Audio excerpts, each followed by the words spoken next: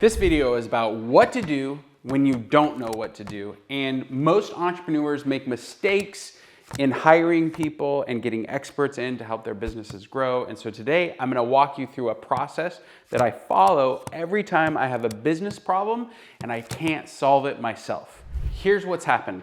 So you have this goal and you're trucking along. Let's say you're at 1 million, then you get to 2 million, and all of a sudden a problem happens. This is typical in business, a problem that you can't solve. This means your goal, which is to continue to grow your business, is over here and it's out of your reach. Meaning, I want to grow my business and I'm not sure how, there's a business problem in the way and I don't know exactly what to do in order to solve that business problem.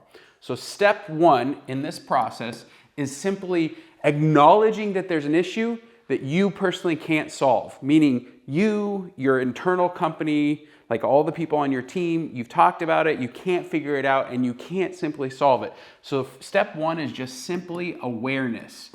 This is an issue outside of our scope. This is an issue outside of the skill set of the company. This is something I can't personally solve inside my business. The next step is to assess the resources. The resources inside your company, the resources at your disposal, like who do I know, how can I solve this, who on the team can actually add expertise to this. Understand exactly the dollars, the process and system, the people on your team, everything inside your business associated with this problem. What are my resources? After that, you have to go to creating a hypothesis. I think my business problem is related to X, Y, and Z. So you created your hypothesis. And that's a big word for saying, I understand what the problem is. I think the core root here is this, and I think I can solve it like this. Then you have a problem statement and a way to actually solve it. Your next step is to go out into the world and hire an expert. Now, this is a coach, this is a mentor, this is a business peer that's solved this kind of problem before. There's something powerful in the world when you're asking others for help. Hey, here's my business statement, here's the problem, here's my hypothesis. I want to talk to an expert who's solved this before. Now, the challenge is most experts aren't really experts. They claim to be experts because maybe they've kind of sort of solved it at some point. So how do you know that the expert that you're talking to actually has solved this business problem before? That's easy. You have them understand your business problem without giving them your hypothesis. And then you ask the expert to describe the KPI, the key performance indicator, or the measurement that your business has that has allowed all the growth, and then have the expert describe the gap. This is the mistake that most entrepreneurs and business people don't do when they actually hire an expert. You're trucking along, this is really good. Everything's going well, you love your business, you love your team, revenue's driving, profits are coming, and then all of a sudden, this gap emerges. This is your problem statement. Now you've created a hypothesis, you think the problem is going to be solved by doing X, Y, and Z. When you hire that expert, the way you know that they are an expert, they can share with you their personal experience or examples of customers that also were growing revenue, ran into the same problem. They fully articulated the gap with their experience, like their lived experience, and they actually can demonstrate experience and expertise to solving this problem statement and getting on the other side of that problem. So your expert can share and demonstrate their pure world experience and expertise in overcoming this problem statement and getting a company to the other side so that they can grow revenue and scale. All right, so then you've asked your expert to come up with a plan. This is a step-by-step guide or statement of work to solve the problem. The problem is when you hire an expert and you're having the expert apply for the job of helping you overcome this this obstacle, what happens is you get great salespeople who can tell you stories and say the things that you want to hear as an entrepreneur, meaning they'll say, oh yeah, no problem. I hear this all the time with my customers and we solve this problem all the time. And you're like, okay, well, show me how you've solved the problem. Who are the customers that you served and what were the processes and systems that you put in place? Who did you hire? What resources did you bring into the organization that they didn't have before? The challenge here is you cannot, as an entrepreneur, be sold by a fake expert. In this moment, the most important thing that you can do is have your expert show you their expertise and their experience solving this problem by putting together a plan for your business. Now, most problems are people related, technology related, or process related. It's very simple. Inside of a business, when you're growing and scaling, you need to know exactly the resource that this expert is going to suggest. Now, here's what's crazy. One time we had a similar problem. I'm going to tell you a quick story, business story. We bought this technology platform and spent tens of thousands of dollars implementing this technology platform. And it was super complicated. And this is 7-8 years ago. The process, the technology platform, how we did business was crazy. But we got sold by an expert that said, hey, this technology is going to help your business. We're certain that this will get you over the problem. Here's the deal though, it was so complicated that we had to hire a human to run that technology. The people on the team, they didn't know how to use the system. And no matter what training, it was specialized. It needed a particular style and type of operator. So we got sold on a technology, but what we should have been sold on is a technology and a person to run that technology with experience. And so this is important. Understand what's the plan from this expert. What are the resources that the expert wants to bring into your company in order to solve the plan? And then what's the progress that our company should make? Meaning, what's the timeline for solving this particular gap in my business?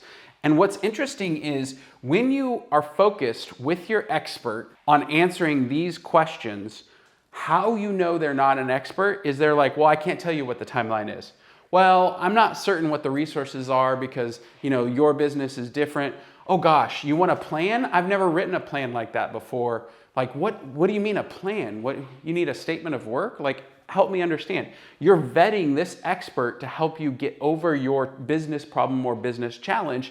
So this is that process in which you know that you're hiring the right person. Now, here's what's important. Sometimes this expert is a coach. Sometimes it's a consultant. Sometimes it's a peer. Sometimes it's a mentor. Sometimes it's a vendor. There's a lot of options for solving problems inside of the company. Now you'll notice that most of these are people, technology, or some sort of a process and or plan. This is like how, who, and what. Very simple. When you think of all business contexts and problems in who do I need to hire, what technology do I need to develop and put into the business, and what process or plan will my team and I follow in order to overcome this obstacle. All right, I'm gonna wrap this whole video up by explaining the most important aspect of hiring this expert.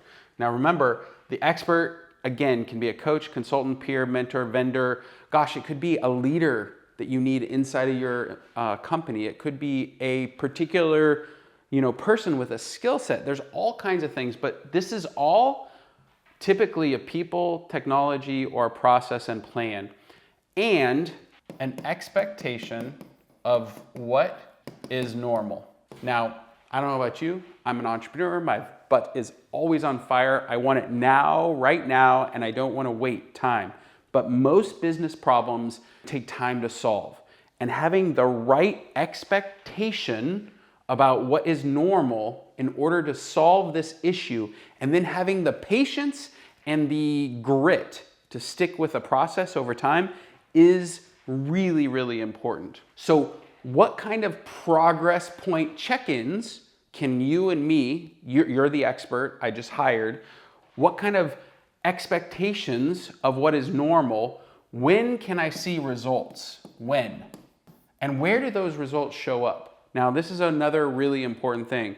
If you're having a marketing issue, you're talking about leads. If it's a sales, it's a conversion. If it's an ops, efficiency. So all business problems have this like area inside of your business that requires attention. If it's a culture issue, that's a people thing. It might take time to hire new people and to shift the culture. It also may take the involvement of the leader and the other leadership team inside of your business. So when should I expect to see some results, and what's the KPIs, key performance indicators inside the business that I need to pay attention to see results? And expectations for a leader and for a team and for a company are really important when you're hiring the expert. And if the expert can't tell you how long it's going to take and what the KPIs are, what the expectations for normal for solving this business challenge, that's another indicator that you have the wrong expert. Okay, so we're going to just summarize